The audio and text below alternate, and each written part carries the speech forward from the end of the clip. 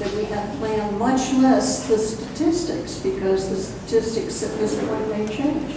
So he's agreed to come and at least talk about the current situation and field a few questions. Walter?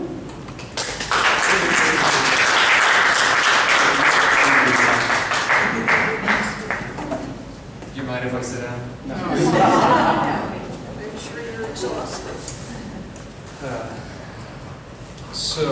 Well, I'm happy to be back in CONA with you. I've been here a few times, and Kathy had asked me to present an analysis kind of the general election, what precincts had the highest turnout, and some,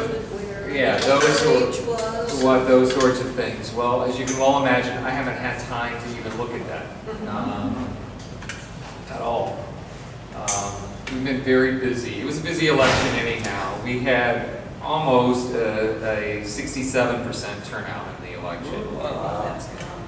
213,149 people voted out of 318,384 people who were registered to vote by October 9th in the election. So that was the second highest, well, it's the highest turnout that we've had in 24 years in a gubernatorial general election. So since 1994, and the second highest in like 38 years in our county. So that's an election where the president isn't being voted for, which is the biggest draw. Right. Just the midterm, I guess that's a common term. So midterm election cycle. When we were preparing for this election, one of the things that I told the staff at the elections office, there's 29 permanent staff in me. We have 200 to 250 temporary staff, and then we have another maybe 800 poll workers that work. So what I told the staff was, don't prepare like this is a gubernatorial election like 4 years ago, because if you do, we'll be woefully unprepared for this election. That what I saw coming from the length of the ballot and the interest from voters is that we were going to be somewhere between a gubernatorial and a presidential election, and that's exactly what happened. The ballot was really long. It was one of the longest ballots we've had in Sarasota County. We had 20 races on the ballot, 3 of them that we're counting again. 18 questions, there were 12 of them from the state level, 6 local county questions, and then we had an additional question, the city of Sarasota or city of Northport. So those voters, it was a 19th question for them. So it was a long ballot, 17 inches long, 3 columns on the front, 3 columns on the back, a lot for people to vote on.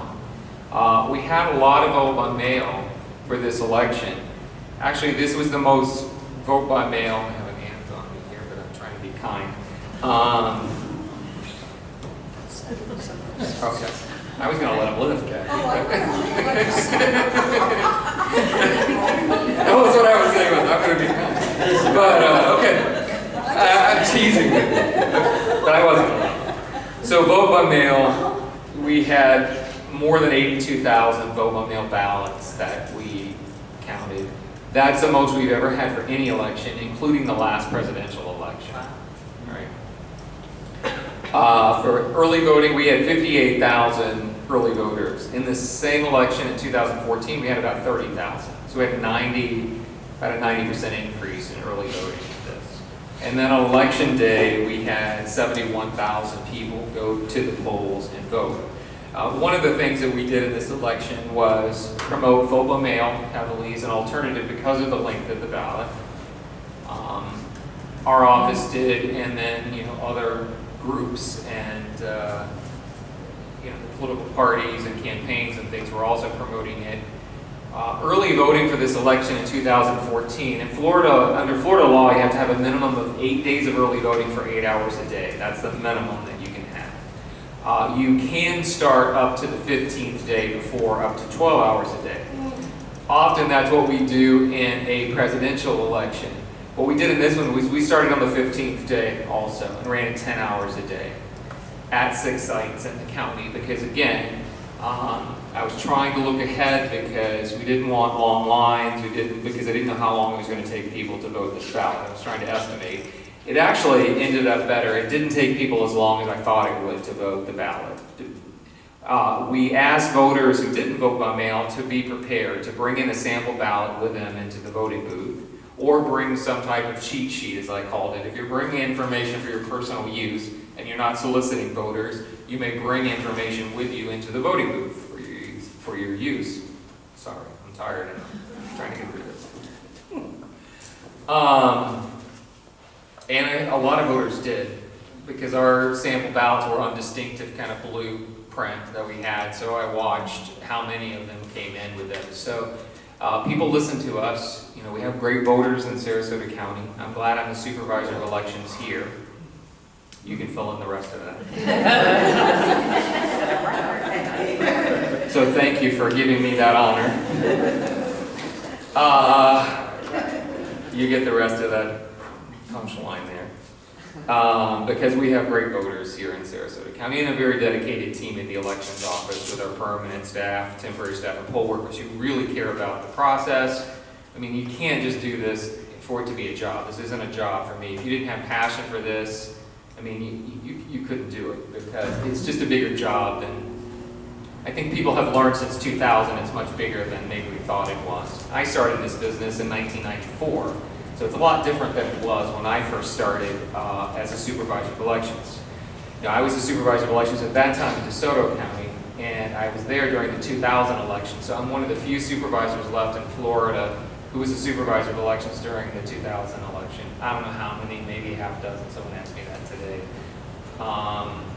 So I have seen the last statewide. I've been through that recount. The laws were different. Things were different back then, as far as canvassing boards and voter intent rules and those sorts of things at that time. But we've improved those laws and rules in Florida since the 2000 election. So right now what we're doing is a machine recount. Because sometimes people ask me, well, first of all, let me back up. So a machine recount is when two of the candidates are separated by 0.5% or less.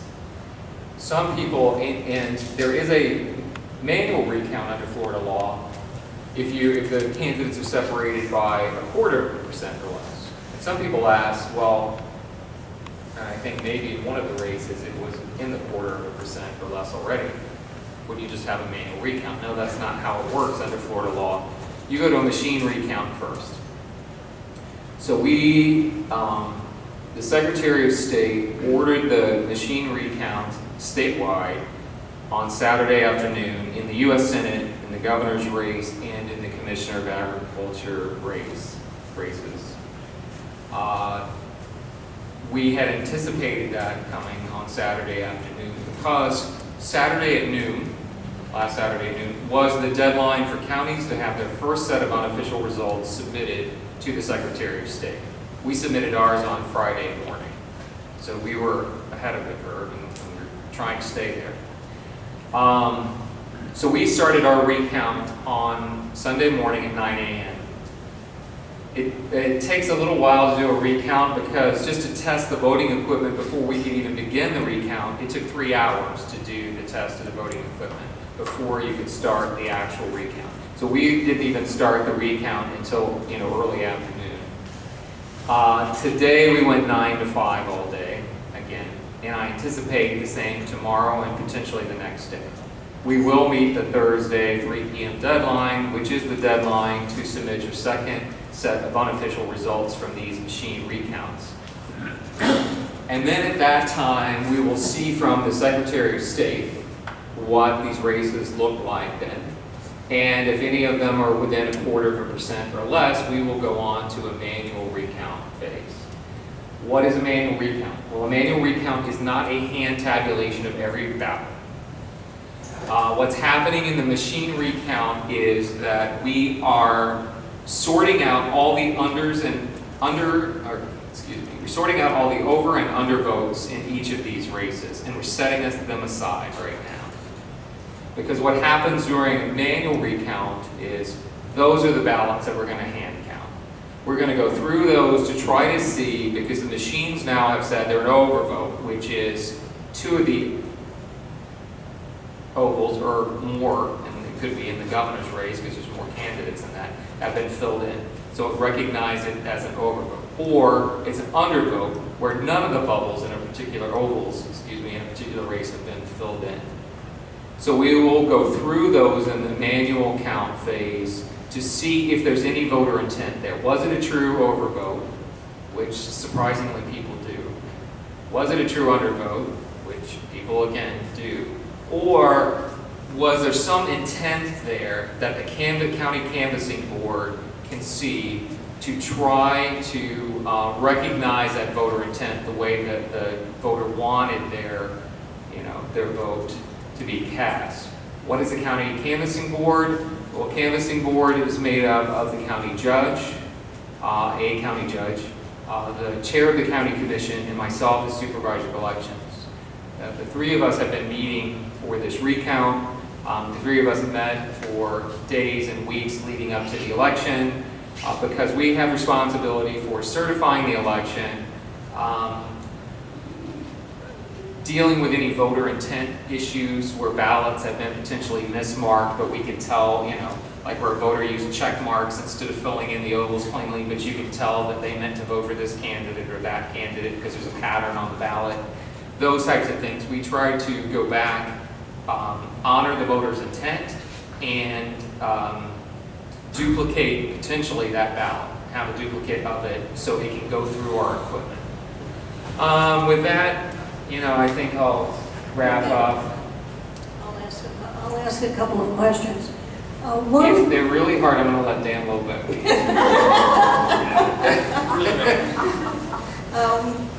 First of all, I want to recognize what you have done in order to marshal our voters in this county.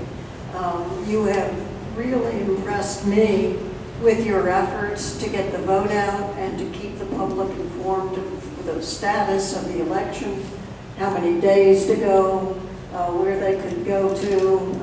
It's been really impressive. Thank you very much. I appreciate that. I will say one thing. In the last few days, I have been just inundated with emails, phone calls, tags on social media. People will tag Ron Turner, Sarasota County Supervisor of Elections. And so sometimes I haven't responded to all these questions, there was too many to even deal with. I mean, it had to be in the thousands. Well, you still have to so I do your couldn't. job. So yes, and I have a day job that you pay me for. So yes, up until the election, I tried as much, and I still have with the recount. But I apologize to anyone if I haven't responded to something that they've sent because it just became so overwhelming that we did the best that we could with that. But it is what it is at this point. You mentioned the canvass board. One of the results of this election with the city elections reflects on what's going to go on with the canvass board. Can you tell the difference between how the city canvass board was different from the county canvass board and what's going to change now because apparently the county is going to take over that function? Right. In the city of Sarasota, what has served as their canvassing board, because they don't really have usually municipalities typically have a canvassing board that is delineated in their charter. The city of Sarasota does not have that. The city of Sarasota tried to place a canvassing board structure in their charter a few years ago, I think in 2012, and that did not pass on the ballot at that time, if I remember correctly. But what has traditionally served as the canvassing board is the city attorney and the city auditor and clerk. So those two individuals have served as the canvassing board for the city of Sarasota. So in the past, what would happen with the city elections is that I would conduct them under an agreement with the city, because municipalities can do their own thing with city elections in the state of Florida. The supervisor doesn't have to conduct the election, but it makes sense because I have the voting system, right, for the county because I'm the custodian, and I have the voter registration records. So those are two key elements to running any election. So the city's always, through an agreement, had the supervisor of elections conduct the election. They canvass their own ballots through those two individuals. I would sit with them and offer any technical advice that they needed from the supervisor of elections But those two individuals were responsible for canvassing, like vote by mail, the kind of voter intent things, the signature issues or whatever. What will happen in the future will be, because the election will be part of the primary election and the general election, in that case, under the law, then the county canvassing board, there's just one canvassing board for any elections. Like currently, Northport has their elections in August and November, so the county canvassing board canvasses those elections as well. We have been for some time. Then this is a little different because they have their elections at a different time. I actually serve on their canvassing board because they put that in their charter to have the supervisor of elections as part of their canvassing board. So everyone's structured a little differently, but yes, it will fall under the county canvassing board umbrella, just like this general election right now.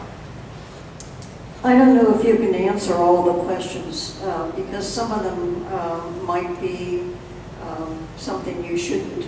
And if it's not, I won't give an opinion about it. This question is, should the votes found in the Opelika post office be counted? What would be your position as a supervisor? I'm not going to say, but I will talk about our process a little bit. I was sharing with some people earlier here. The way vote by mail ballots work is you can mail them back, you can drop them off to one of the elections offices. At least currently, I may expand those drop-off sites in the future if I have a breather between elections so we can plan that out legally. I'd like to. And we encourage voters to mail them back early if they're going to mail them to avoid any postal delays. This election was kind of strange in a little bit because there was a lot of misinformation about the amount of postage that you needed here. Because I had people kind of attacking me on social media. I saw some meme that looked like it was made up. I don't even know what it was, about 3 postage stamps, and Ron Turner, you're not telling us how much postage. It was. It took 1 postage forever stamp. We had it twice on the instructions. I even had the instructions redone on the secrecy sleeve, so they had these icons to make it really easy to, here are the steps you need to vote your vote by mail ballot. I think it was 1, 2, 3, 4, 5, 6. I thought I was improving it, but anyhow. So postmarks don't work with vote by mail ballots. We have to receive them by, the supervisor of elections has to receive them by 7 o'clock on election day. What we do is, my staff meets with the postmaster, and I've met with the postmaster myself here in Sarasota before, to work out, okay, these are some key dates when we're going to start mailing. These are when the elections are. This is the weekends that we're going to work. Can we get mail on a Sunday, which we did before the election. The post office let us get mail on a Sunday before the election. We also, on election night, go out to Talabas, which is a postal distribution center, and we wait for the mail that night to come off the trucks. And if we can get last ballots at 6 p.m. on election night, that may otherwise be like the situation you're talking about, which would be postmarked after the election, and we wouldn't be able to take them. We go ourselves and do that. And it's nothing requiring us to do that. That's just an extra step that we do to try to make sure that every ballot in Sarasota County that we can get, and work with our post office and make sure that they're looking, in every location that they have, every facility here, to find every last ballot that we can. Now, if they come after the election, we can't count them. That's mail going out of that. No, that's mail coming in into that facility. Okay. So there wouldn't be a postmark issue from. Not for us, like I said. So if it was like an Opelika facility like this, we actually physically go out there to get those ballots on election night to make sure we've got everything else we can through that day.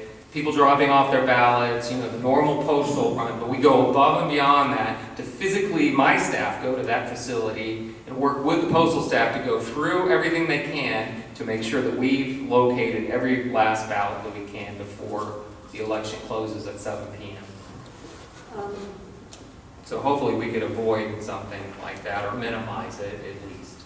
Do you have any position that you could discuss regarding the proposal by the governor regarding the Broward County? I don't imagine that's something you should even step into. No, again, I said earlier, I'm glad I'm the supervisor of elections in Sarasota County.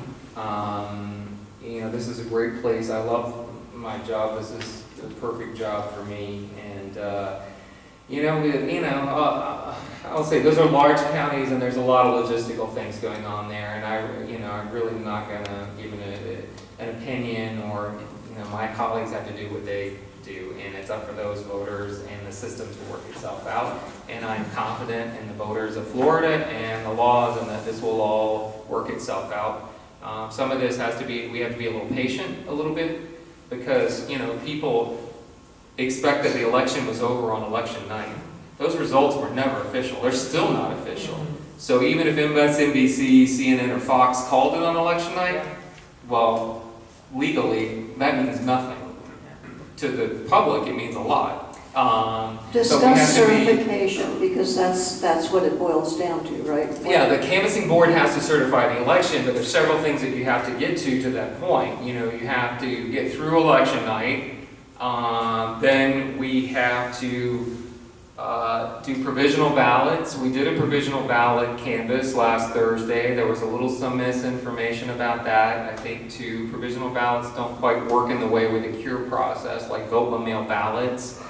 We had 435. We took 205 of them. The canvassing board did. There was nothing else for voters to do to come cure those. It was a simple voter ID issue where they didn't have their photo or signature ID. We were able, under Florida law, to compare their signature on the provisional certificate to what we have on file, and as long as we could identify that person and confirm their identity, then we took the ballot. We took 205 of them. The majority that we rejected, probably close to 200, were not registered, or were registered after the book closing deadline. So there was no way for people to go cure these for these people by contacting them or whatever. It doesn't work that way. So there was some misinformation about that. I mean, if there was something I could have done for them, I would have. But we took every last ballot, because even one of the canvassing board members jokes, Ron Turner keeps me here we had an 11-hour canvassing board meeting on election day. Ron Turner keeps me here counting every vote. And of course we do. Well, I'm going to cut off the conversation and let you go home at this point. Hold I'll on. take one more. And then. Okay, let's see what it says. Okay. Can you read it now? How many poll watchers were present this year at early voting and election day? In the hundreds. So we had hundreds of poll watchers in the precincts and during early voting. Do you know what poll watchers are? Some people may not, so let me describe that. Because sometimes people think poll workers or poll watchers, and those are completely different things under Florida law. A poll worker works for me. So a poll worker are the people that greet you when you come in, they check you in on the electronic poll books, they issue you a ballot. There's a poll worker near the tabulator to kind of help you. When you go out, there's a poll worker, poll deputy actually, who reports to the sheriff, but is paid by me and hired by me, that gives you the I voted sticker. It really is a poll deputy. Most people don't think that. They just think of it as a nice person that gives them the I voted sticker. Right? We make them keep the bullet in their pocket. But they're actually a poll deputy under Florida law. Poll watcher. Now, poll watcher is a type of observer, yes, how you would describe it. They're volunteers, right? They are. Poll workers work for me and are paid. Poll watchers, I guess they're volunteers. They don't work for me, so I don't know. But poll watchers, they're volunteers, I'm kidding. They're appointed by political parties or campaigns. They can have an individual in a polling location or an early voting site observing the process. Now, those individuals, only one of them from any political party or campaign can be in that site at one time.